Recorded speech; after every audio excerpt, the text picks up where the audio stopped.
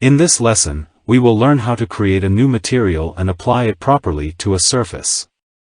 In the following example, I will create a picture frame above the bedroom's bed and then place a photo in it. So, let's get started.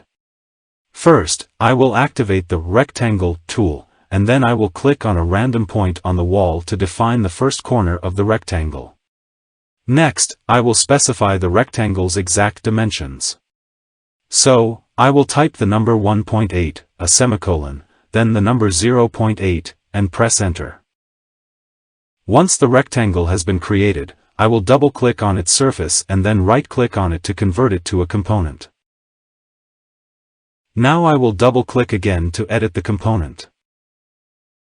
I will activate the Push-Pull tool to add 0.05 meters of volume to the surface. To create the frame, I will activate the Offset tool and then click on the surface. I will move the cursor inward and offset the rectangle's perimeter by 0.05 meters. Next, I will activate the Push-Pull tool again and push the surface inward by 0.02 meters. As you can see now, we have the frame, and it's time to apply materials. The first material that I will create will be the material for the frame's image. To do that, I will click on the Create Material icon, which can be found in the Materials tab of the default tray window. As soon as I click on it, the Create Material window appears. In the field next to the preview, you can type a name for the new material. In this example, I'll type the name Image. All the options below are the same as the ones we analyzed in the previous lesson, when we talked about editing materials. Since I want a material with a texture image, I will enable Use Texture Image. The Choose Image window opens automatically, and you can browse the folders on your computer to find the image you want to use as a texture.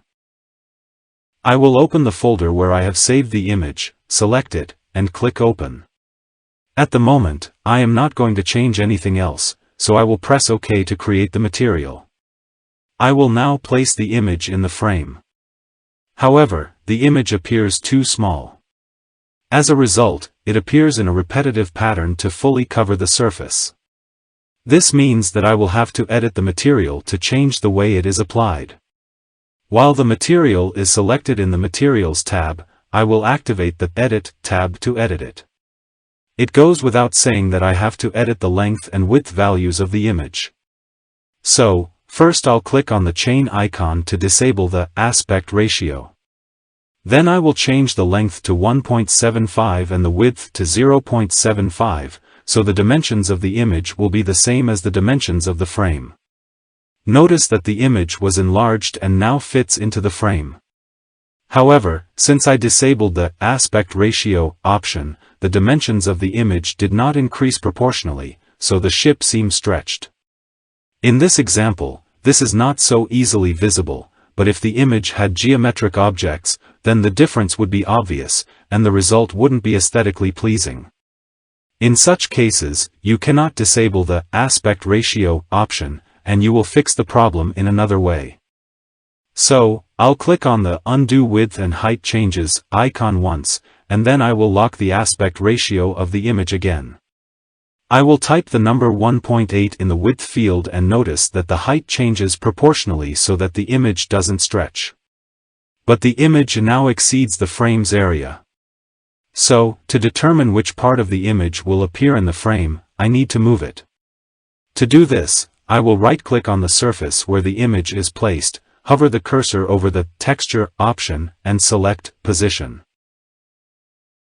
Notice that the whole image appears, and by clicking on it, I can change its position. I will move it so that the ship appears in the frame. After moving it to the desired position, I will press Enter to see the result. Now I will go back to the Select tab, and from the Color category, I will select a color for the frame. Once I pick a color, I will click on all the surfaces to apply it.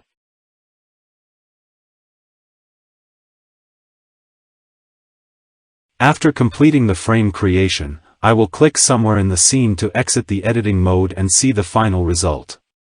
At this point, I should mention that another way to insert an image into the scene is to expand the File menu and select Import.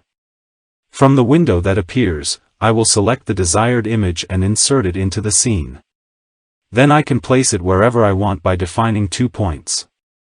To edit it, you can use all of SketchUp's editing tools that we have learned in previous lessons.